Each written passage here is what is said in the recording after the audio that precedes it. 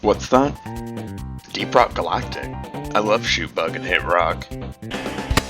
Oh yes, I do main engineer. How could you tell?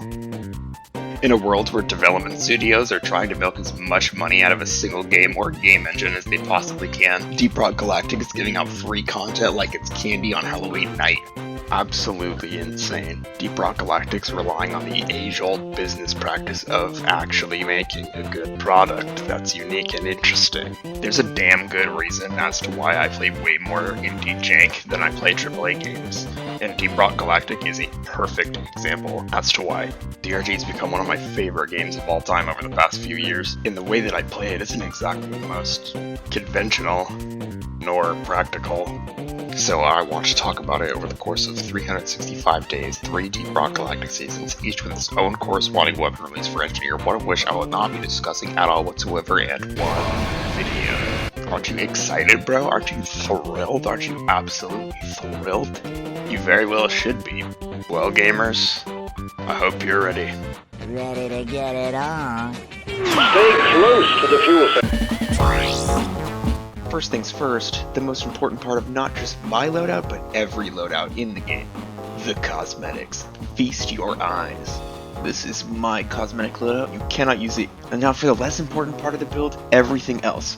I've beaten many an elite deep dive with this build, and I mostly just play on Hazard 5. This build is going to make some of those mission types difficult, especially on Hazard 5, but it has what it needs to pull through, albeit barely sometimes. It's been over a year since the release of the Lock 1, and I haven't looked at the opinions people have of this weapon in over a year. When it came out, I saw a lot of people talking shit, saying that it was underwhelming and unable to compete with Engineer's other primaries. But nay, I say. Okay, I kind of say nay. Maybe put a little asterisk next to it. Over this last year, the Lockout has become my favorite weapon in the game. It's not perfect, it has the iconic ammo issues, but when I use the Lock 1, 100% of the time, I run the chemical rounds overclock. I remember people saying that this clock was fairly mediocre on launch, but I really hope that has changed over this past year. I think that this particular overclock has some of the greatest potential in the entire game, although you might want to put an asterisk next to that statement as well. I'm mainly referring to solo play. I tend to avoid using this particular loadout on the rare occasion that I actually do play multiplayer. The ammo issues are just so much more apparent in multiplayer when compared to solo. What I tend to do with chemical rounds is target the largest, tankiest enemy in a crowd and repeatedly proc the third hit explosion on it. The big enemy essentially acts as an explosive catalyst that damages the rest of the horde while also whittling down the tanky enemy. This is important to do because this build struggles with single target damage. Like, a lot. Like, it's fucking bad. Be prepared to fight oppressors for a while. This is part of why I mostly use this build solo.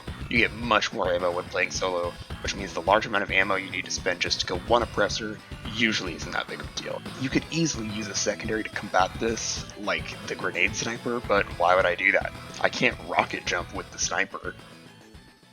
No, you're gonna dig this.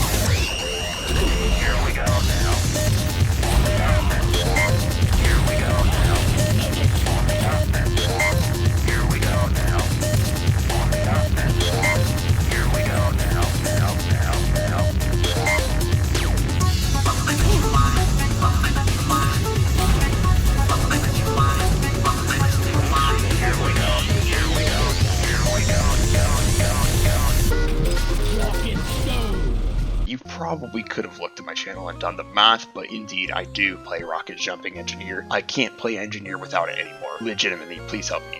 I swear it's viable, bro. Bro, it's good. It's viable. I'm not fucking coping. Shut up. I'm not coping. Not coping. Shut up. I'm not coping. Some people say that the rocket jumper is only situationally viable, but I always bring the jumper, no matter the hazard level, no matter the warning. Shield disruption? Don't care. Here's me doing a whole mission with the jumper with shield disruption. Hazard 5. I went down once, but whatever. It was me being dumb. It's not the build's fault, I swear. Low gravity? Hell yeah, I bring the jumper.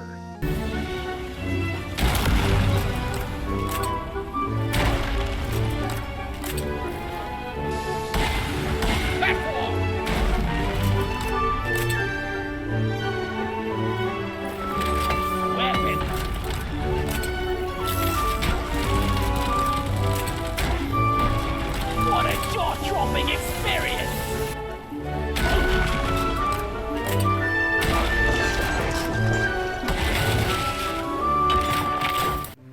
I've heard people say using the rocket jumper is a very platform-heavy playstyle, but I completely disagree.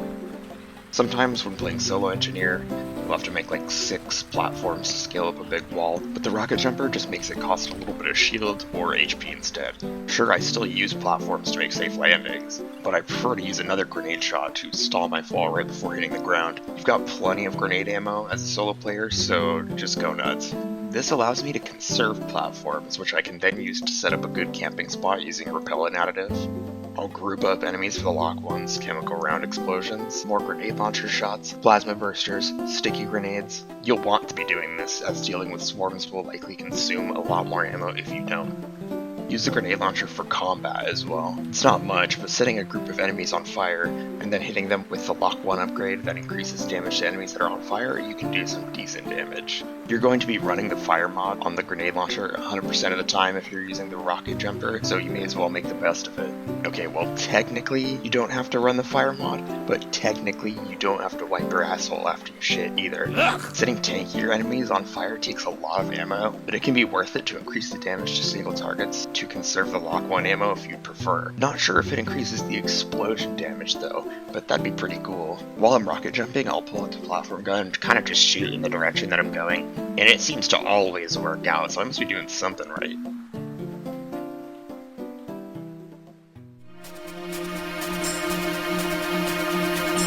Honestly, I think any grenade can work with this build. It just depends on how aggressively you want to play.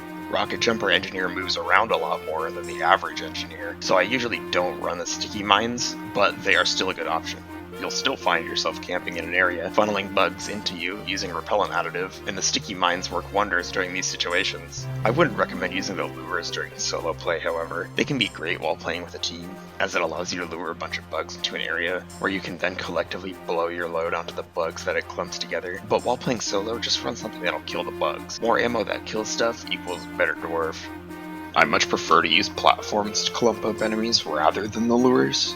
Because you already run the platform gun every game no matter what, you have no other choice. Contrary to popular belief, the platform gun actually doesn't do damage, but you can replace the lures with something that does do damage, which I find to be better.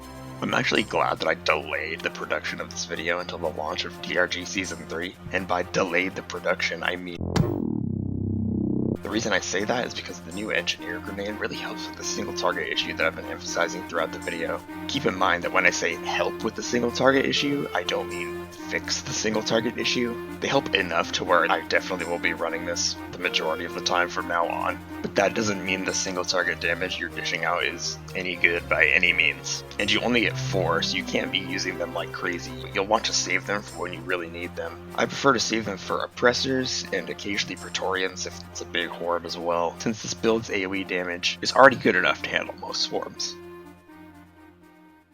I'm not going to sit here and tell you that this build is great by any means, it's just how I play engineer in Deep Rock Galactic.